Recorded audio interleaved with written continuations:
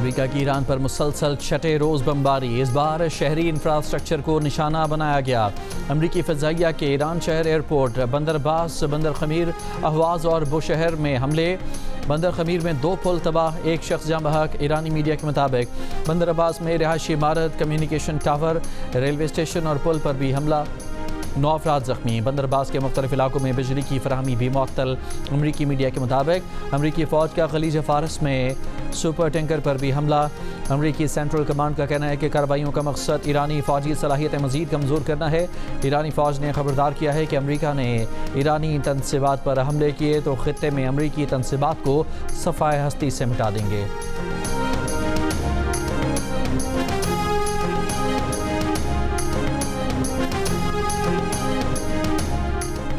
Iran अमरीका के साथ किए गए वादों से फिरेगा तो अमरीकी सदर ट्रंप उसे जवाबदेह ठहराएंगे, लेकिन वो तेहरान के साथ सिफारतकारी के लिए भी हमेशा तैयार हैं। वाइट हाउस की प्रेस सेक्रेटरी कैरोलिन लेविट की सहाफ़ियों से गुफ्तगू।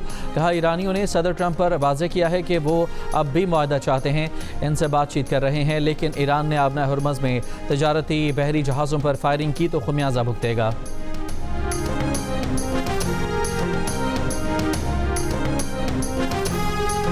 आबना हुर्मुज़ जंग से पहले वाली हालत में वापस नहीं आएगी। अमरीका आबना हुर्मुज़ पर ईरान के इख्तियार हकमियत से खौफज़दा है। तर्जुमान ईरानी मुसल्लह फ़ौज इब्राहिम जुल्फ़िकार का बयान। कहा, अमरीका आबना हुर्मुज़ में सिक्योरिटी गैर मुस्तहकम करने की कोशिश कर रहा है। खलीजी ममालिक से कहा कि वो अमरीका को ईरान पर हमले के लिए अपनी सरजमीन इस्तेमाल करने की इजाज़त न दें।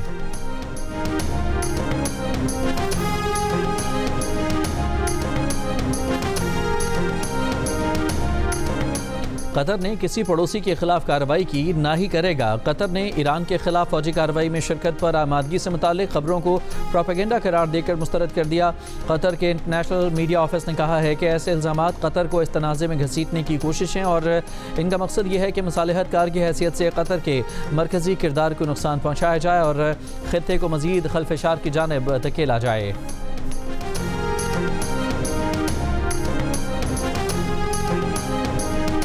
खलीजी ममालिक पर ईरान के हमलों से अमरीकी अफवाज की ऑपरेशनल सरगर्मियों पर कोई असर नहीं पड़ा। अरब टीवी के मुताबिक अमरीकी सेंट्रल कमांड के तर्जुमान ने बताया कि मशरिक़ वस्ता में अमरीका के 50,000 फ़ौजी तैनात हैं और वो किसी भी मिशन को अंजाम देने के लिए तैयार हैं। ईरान अपने पड़ोसियों पर अंधाधुंध हमले कर रहा है और बेगुनाह शहरियों की जानों को ख़तरे में डाल रहा है।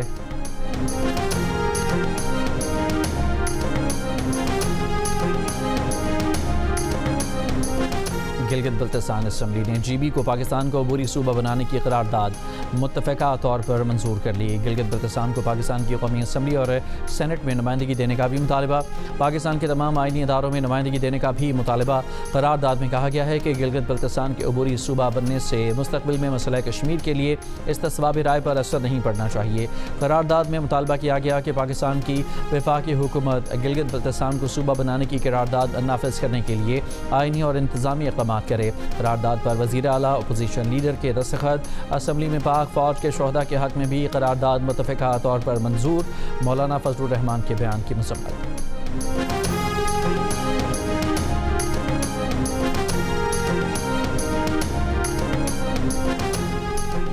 नायब वज़ीर आज़म इसहाक़ डार की शंघाई में चीनी वज़ीर ख़ारजा वांग यी से मुलाकात।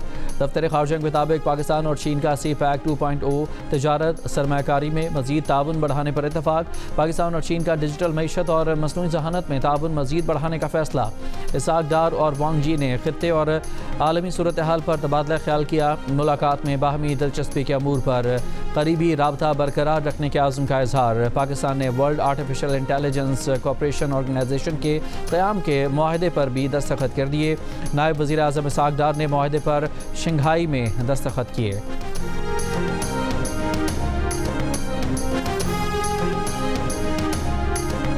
हुकूमत और कलअदम ज्वाइंट एक्शन कमेटी के दरमियान मुज़ाकरात कामयाब। कलअदम कमेटी ने लॉन्ग मार्च 21 जुलाई तक मौखर कर दिया। रहनुमा कलअदम कमेटी के मुताबिक हुकूमत ने मुतालबात के हक़ की यकीन दहानी कराई है। कौमी पैगाम अमन कमेटी के नज़्म के तहत तमाम मकातब फ़िक्र के उलमा और मशाइख ने जामिअतुल रशीद कराची में एक इमाम के पीछे नमाज अदा की।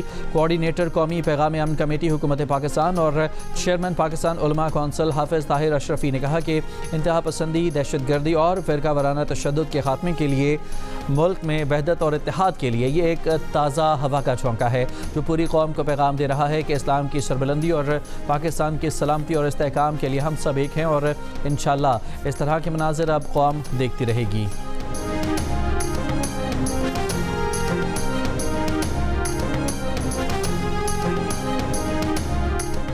गिलगित बल्तिस्तान के ज़िला खुरमंग में 2 ग्रुपों में फायरिंग, 4 अफराद जाँ बहक, 15 जख्मी, 9 की हालत तशवीशनाक। पुलिस के मुताबिक फायरिंग में मुलविस मुल्ज़मान गिरफ्तार कर लिए गए। चरागाह पर कब्जे के मामले पर 2 ग्रुपों में फायरिंग का तबादला हुआ।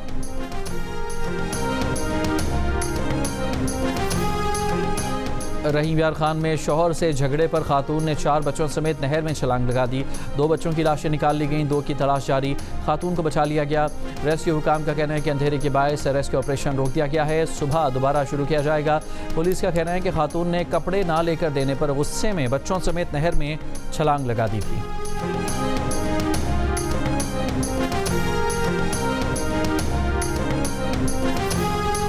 सादिक खान का एक और एजाज़, 3 मरतबा मेयर लंदन मुंतखब होने वाले सादिक खान को ताहयात लॉर्ड बनाने का ऐलान।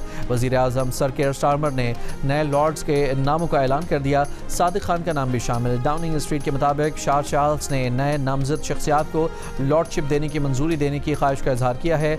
हाउस ऑफ लॉर्ड के इस वक्त 774 अरकान हैं। ये दुनिया के सबसे बड़े कानून साज ऐवानों में शुमार होता है।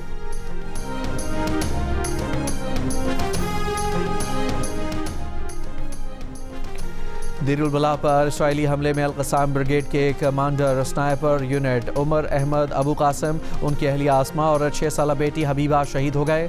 2 दिनों में गज़ा पर इसराइली हमलों में 14 से ज़ायद फ़लस्तीनी शहीद हुए। अक्टूबर 2025 से हुई जंगबंदी के बाद इसराइल फ़ौज के हाथों शहीद फ़लस्तीनियों की तादाद 1132 हो गई।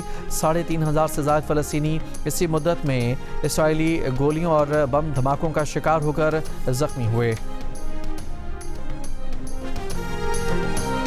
म्यांमार के साहिल के करीब 2 कश्तियाँ डूब गई, 500 से ज़्यादा अफराद की अमवात का खदशा। अक़वाम मुत्तहिदा के मुताबिक दोनों कश्तियाँ जून के आखिर में म्यांमार की रियासत रखाइन से रवाना हुई थीं। एक कश्ती में 250 अफराद सवार थे। रवानगी के कुछ ही देर के बाद कश्ती लापता हो गई। दूसरी कश्ती में कमोबेश 280 अफराद थे। और ईरान ने खातून अमरीकी कैदी की रिहाई के ट्रंप के दावे की तरदीद कर दी। ईरान की सरकारी न्यूज़ एजेंसी ने अदालती ज़राए के हवाले से दावा किया है कि ट्रंप के झूठ के बरअक्स कोई अमरीकी कैदी ईरानी जेलों से रिहा नहीं किया गया। बुध के रोज़ अमरीकी सदर ट्रंप ने ईरान की जानिब से अमरीकी खातून की रिहाई का ऐलान किया था।